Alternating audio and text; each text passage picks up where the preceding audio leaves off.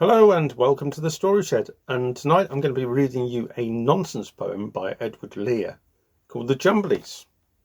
And I do know somebody who, when they were younger, perhaps about 8 years old, they were in a play of this poem and they played a cranberry tart. She's obviously grown up a fair bit, but I presume she's still young at heart.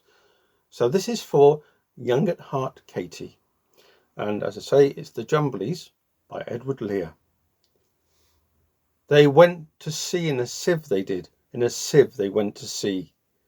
In spite of all their friends could say on a winter's morn, on a stormy day, in a sieve they went to sea. And when the sieve turned round and round, and everyone cried, "You'll all be drowned," they called aloud, "Our sieve ain't big, but we don't care a button, we don't care a fig. In a sieve we'll go to sea." Far and few are the lands where the Jumblies live. Their heads are green and their hands are blue, and they went to sea in a sieve. They sailed away in a sieve, they did. In a sieve they sailed so fast, with only a beautiful pea-green veil tied with a ribbon by way of a sail to a small tobacco pipe mast. And everyone said who saw them go, "Oh, won't they be soon upset, you know, for the sky is dark and the voyage is long, and happen what may, it's extremely wrong in a sieve to sail so fast." Far and few are the lands where the Jumblies live. Their heads are green and their hands are blue, and they went to sea in a sieve. The water it soon came in, it did. The water it soon came in. So to keep them dry they wrapped their feet in a pinky paper all folded neat, and they fastened it down with a pin. And they passed the night in a crockery jar, and each of them said, "How wise we are! Though the sky be dark and the voyage be long, yet we never can think we were rash or wrong, while round in our sieve we spin." Far and few are the lands where the Jumblies live. Their heads are green and their hands are blue, and they went to sea in a sieve. And all night long they sailed away, and when the sun went down, they whistled and warbled a moony song to the echoing sound of a coppery gong in the shade of the mountains brown. "Oh, Timbaloo, how happy we are when we live in a sieve and a crockery jar, and all night long in the moonlight pale we'll sail away with a pea-green sail in the shade of the mountains brown." Far and few are the lands where the Jumblies live. Their heads are green and their hands are blue, and they went to sea in a sieve. They sailed to the western sea, they did, to a land all covered with trees, and they bought an owl and a useful cart and a pound of rice and a cranberry tart and a hive of silvery bees. And they bought a pig and some green jackdaws and a lovely monkey with lollipop paws and 40 bottles of ring-bo-ree and no end of Stilton cheese. Far and few are the lands where the Jumblies live.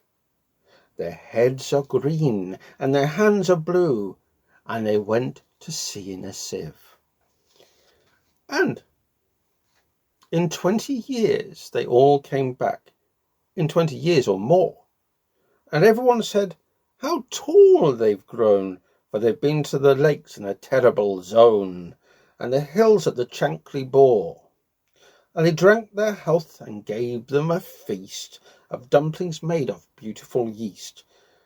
And everyone said, if we only live, we too will go to sea in a sieve, to the hills of the Chankly Bore." Far and few are the lands where the Jumblies live. Their heads are green and their hands are blue.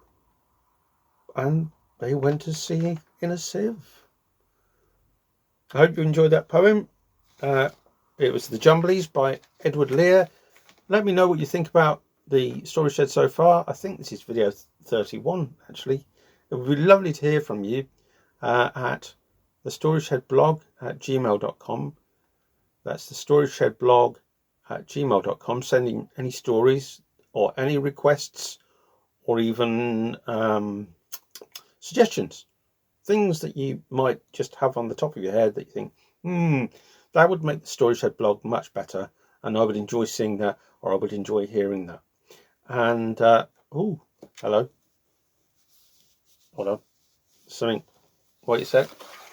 There's something happening. I don't know. Hold on. Oh, yes. We have an appearance by somebody I've been trying to get in here for some time now, and here he is. It's Dinsdale Duck. Not as professional as Forsyth the Frog. What? You're offended by that? Really? You realise I've been trying to get you into the shed for like 2 months. You were worried about leaving the house because of the coronavirus. Yeah, right, okay. I'll take your word for it. Yeah, okay. That's fine. That's fine. Now you're here. Maybe at some point we can get you together with Forsyth Frog. Would that be good? You think you're more of a star than Forsyth Frog? Why are you called Dinsdale Duck? Forsyth the Frog was asking me this the other day. You're called Dinsdale Duck because you're named after a famous actor called Rhys Dinsdale. You've heard of him? When have you heard of him? He was in a program about chickens. What was it called? Home to Roost. No, I don't think that was about chickens, Dinsdale. I don't think it was about chickens. Right, so here's Dinsdale. And he's happy to be here, aren't you? Yeah. And hopefully we'll be seeing more of him, along with Forsyth Frog. I'm not sure if we'll be able to get the two of them together, because that might be quite difficult. But because they're different kinds of puppet, and they don't always get on together. And I hope you enjoyed the poem. Take a bow, Dinsdale. Take a bow. Thank you very much. And you take care of yourselves and be well. Bye for now. Bye.